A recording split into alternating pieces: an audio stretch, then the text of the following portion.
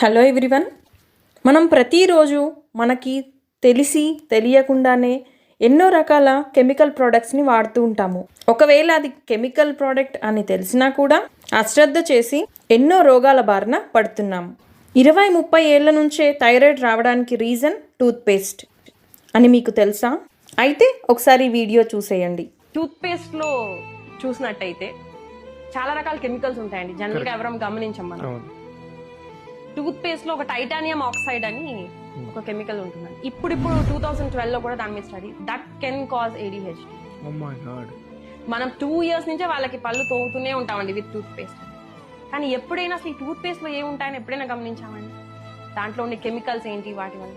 ఎందుకంటే చాలా రకాలైన కెమికల్స్, ట్రైసోక్లాన్ అని, సోడియం లారెల్ సల్ఫేట్, ఏదైతే దానికి నురగొస్తుందో దీనివల్ల మనకి ఎండోక్రైన్ అనేది డైరెక్ట్గా ఎఫెక్ట్ అవుతుంది. థైరాయిడ్ డిస్రప్టర్ అండి. ట్రైసోక్లాన్ అని మీరు